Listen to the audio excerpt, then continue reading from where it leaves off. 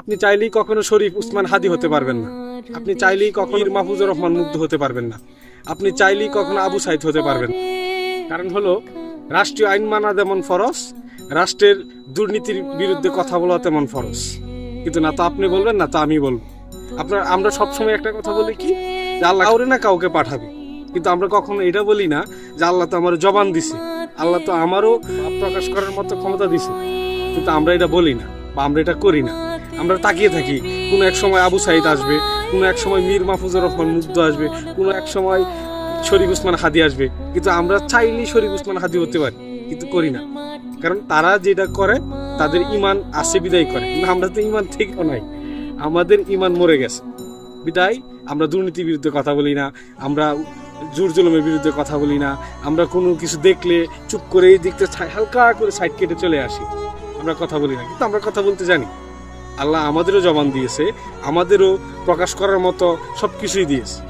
কিন্তু আমরা আরেকজনের উপরে, বিশেষ করে যেমন ধরেন আবু সাইদ, মীর মাহফুজুর রহমান মুগ্ধ বা উসমান হাদি, এগোর মতো কার উপর চাপিয়ে দিয়ে আমরা সাইড কেটে বেরিয়ে আসি, আমরা বলি না।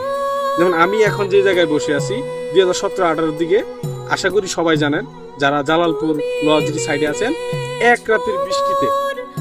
মাত্র এক রাতের বৃষ্টিতে এই অঞ্চলটা পুরাটাই বন্যায় প্লাবিত হয়েছিল। আর এই বিলের যত মাছ ছিল সব সাধারণ অঞ্চলে চলে গেছিল। সাধারণ যে পাবলিক আছে বা তাদের জমি জামা যেই হালকা এই গর্ত আছে বা হালকা পুকুর আছে, এগুলা ভরে গেছিল। কিন্তু আপনার খেয়াল আছে কিনা জানি না, এই মাছগুলা ধরার কারণে ইব্রাহিম নামক একটা ছেলেকে এই বিল যে ইজারায় নিয়েছিল সেই মালিক 5টা পুলিশ এনে ইব্রাহিম নামক একটা ছেলেকে 10 পাখির যে সীমানা ছিল বা 10 পাখির যে মাঠ ছিল, সেই মাঠে গিয়া বেদম ভাবে মারছিল। 10 পাখি সব মানুষ তাকিয়ে দেখছিল। কিন্তু ইব্রাহিম নামের ছেলেটা কিন্তু একার জন্য সংগ্রাম করেনি, সংগ্রাম করেছিল এই 2 এলাকার সব মানুষের জন্য। আমাদের জমিতে মাছ এসেছে, এটা পাবলিক প্রপার্টির মধ্যে জিনিস গেছে, এটা পাবলিক, সরকারি তো আর না, বা এটা মালিকানা না।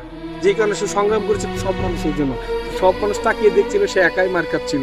দুর্নীতির বিরুদ্ধে কেউ আওয়াজ তোলেনি বা কেউ কথা বলেনি।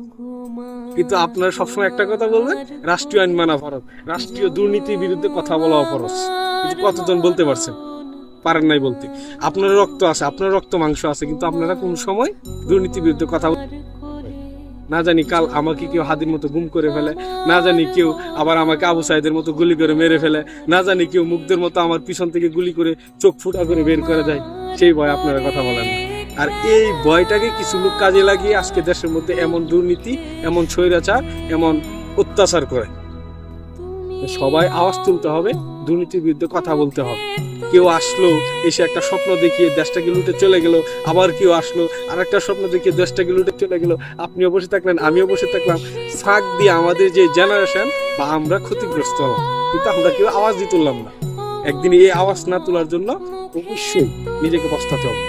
আপনি হয়তো বা ভয় পাচ্ছেন যে আজকে আওয়াজ তুললে আমাকে দমন করা ফেলবে।